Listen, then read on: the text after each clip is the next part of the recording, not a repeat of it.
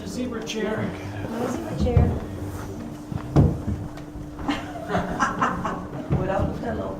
Bareback.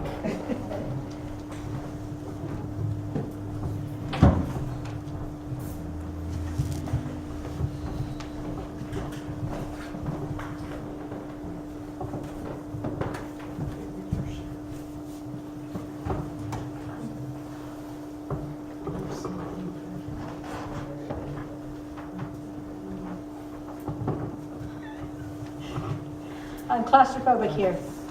Everyone can hear me okay? Yes. All right, thank you. This is one I wrote in 2009. It's called In the Womb.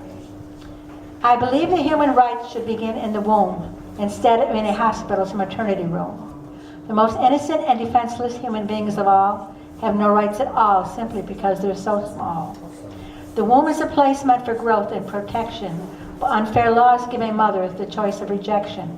The womb can become a place of early brutal death. A baby has no rights at all before she takes her first breath.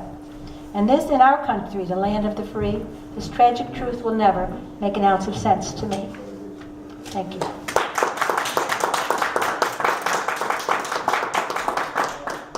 This one is called Marching By. I wrote it in 2016. People that are my age will relate to it okay.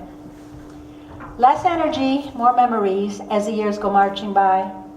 My parents gone, my grandkids grown, and somewhere in between am I. I remember quite a bit of my childhood, the happy times and the sad. My large family and our life in the country with a lot more good times than bad. I remember my own children being little. That was 40 short years ago. And those precious grandbabies I held in my arms, how fast they seemed to grow. I remember some things that I used to do back in high school just yesterday. I can't do things as easily, and I wonder why. Was that 50 years ago? No way. I look into the mirror and I ask myself, who is that woman I see? My grandmother? My mother? Some stranger? It certainly can't be me. I still feel young on the inside, and I'm not as old as the hills quite yet. I guess that middle age has come and gone, but my life has brought very few regrets. I'll deal with less energy and cherish each memory as the years keep marching by. Though my parents are gone and my grandchildren grown, still happy to be here am I. This one I wrote in 2012. It's called God Made Me. God made me is what I was taught when I was a very little girl.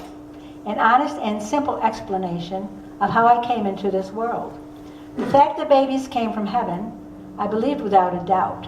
But how they got from there to here, I couldn't quite figure out. My mother had brought new babies home time and time again. I outgrew that story about the stork by the time that I turned 10. One day I took my mother aside and I asked her face to face, how do babies get from heaven to the hospital? Who brings them to that place? My mother seemed really nervous. My desperation had caught her off guard. Before she answered my honest question, she stopped and thought really hard. God makes babies grow in their mother's stomachs, just like he does with cows. Then she warned me not to tell my brothers or sister. I remember quite well even now.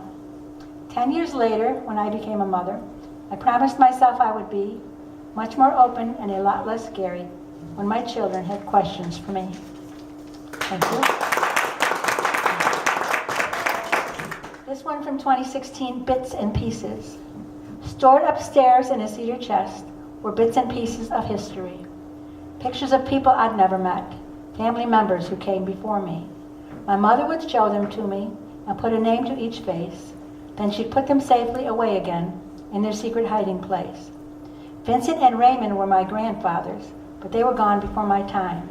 Those black and white photos from long ago still linger in my mind. Young boys dressed in knickers, my father and his brothers. Bashful girls in cotton dresses, my aunts and my mother. Braids in the hair of school-aged girls, a popular look back then. World War II Army uniforms, worn by proud young men. My aunts and uncles as children, now most of them are gone. Gone like that chest filled with pictures, but those images still linger on. Thank you. I have one more to prepare with Miss Laura. Thank you. Under the Rainbow from 2015.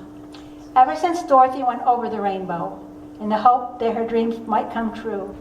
People have reached for that place in the sky, but if only those dreamers knew. All they would find would be bluebirds and some clouds and the moon and some stars, while down here under the rainbow, life is more beautiful by far. We have green grass and flowers in the springtime, and fragrant blossoms on lovely fruit trees, and the beautiful melodies of songbirds, and fresh air blowing in on a breeze. We have warming sunshine in the summer, outdoor concerts and fairs to attend, sailing and surfing for those who love the ocean, and vacations we wish wouldn't end. We have brightly colored leaves in the autumn, and apples that are ripe for the picking, zucchinis for bread and pumpkins for pie, and barbecues that call for finger licking. We have beautiful white snow in the winter, and fireplaces to cozy up by. We have the wonderful season of Christmas that puts a twinkle in our eyes.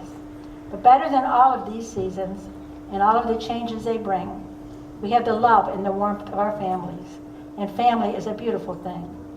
So if you ever long to go over the rainbow in hopes to find an emerald city far away, think of all your blessings here under the rainbow and enjoy and cherish each day. Thank you. I escaped. You did. You had to drop in there. You did. That way I won't fall on my face.